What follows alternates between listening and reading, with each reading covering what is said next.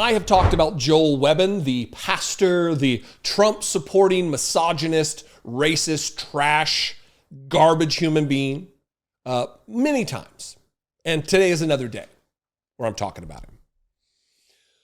Right now, in right-wing circles, they are losing their minds about the prospect of Kamala Harris, what appears to be an apparent, obvious thing that's going to happen, that Donald Trump is going to get worked in this election. If you go out and vote, if you show up in numbers, it's going to happen. But they see the writing on the wall, they know, and they're setting their viewers, they're setting their congregations, they're setting the faithful white supremacists under their direction. They're setting them up to understand what is going to take place and for what the talk track will be. That if indeed this does happen, not only has Joel Webbon said that the 19th Amendment, giving women the right to vote, that should be repealed. He's now saying that if indeed she gets elected, he might even say that actually it's already happening because she's the vice president of the United States. But if indeed she does become president of the United States, it will be God's wrath. It will be punishment from on high. I will never understand. I'm going to get to the clip here. But everything with these idiots is a punishment from God. Gay people, punishment from God. 9/11 was a punishment for gay people, according to Jerry Falwell. Katrina was a punishment for abortion or gay people. Everything's a punishment. They walk around seeing threats from within and from without. Everything is a threat. Everything is a punishment from God. I can't imagine living my life absolutely just unmoored from reality. I can't imagine living my life where everything is a potential threat. Oh, I'm so afraid. And that's just the case with these people. Here is Joel Webbon explaining how if she gets elected, it will be punishment from on high for our falling away from grace or whatever. I believe it's Isaiah that says that, that one of God's judgments and curses on a nation for unfaithfulness is that they would be ruled by children and women. So it is, that's just one more sign of it's not that like if we get Kamala, then we're going to be, have sinful policies and then we'll be judged by God.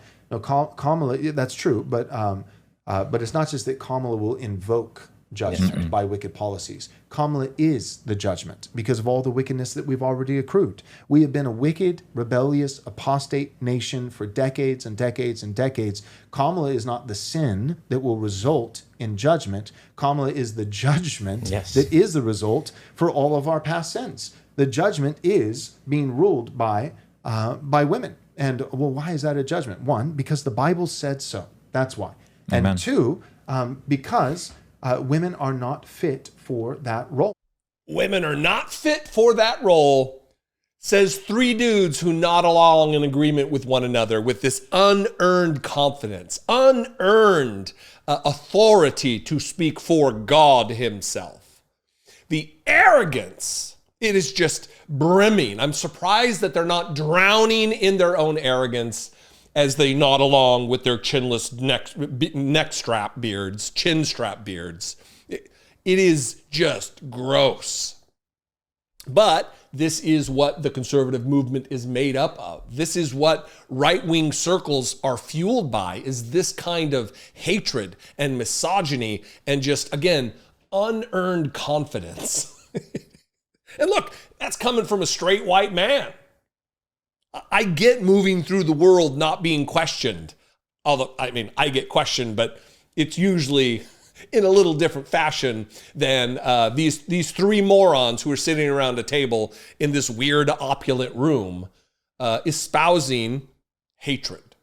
While under the guise of it's a Christian message, that they're representing the philosophies of Jesus the Christ, who taught love for one another, loving your neighbor like yourself, loving the least of these, and it will be like loving me. It's just gross.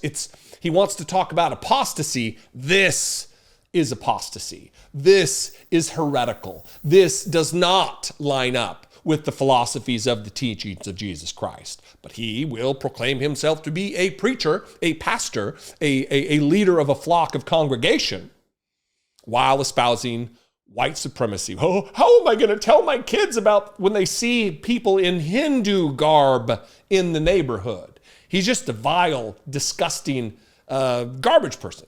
And I would love your opinion about this particular clip. You can comment below. We can have a conversation there. You can also call, leave me a voicemail, as always, 714-576-4054. And of course, as always, again, the old-fashioned way, the way that Joel Webbon would love it, the old-fashioned way. You can email me daily@dollemore.com. If you want to help me make these videos, support this work, you can click the join button below. For $1.99, you can support this work and help me produce this content. You can also go over to patreon.com/IDoubtItPodcast. That's a great way. I'm trying to rush through this because my voice is getting ready to go. The more videos I do, the more I sound like Alex Jones. The water's making the frogs gay. You know, it's what happens when this is the sound that comes out of your mouth when you open it. So I apologize in advance.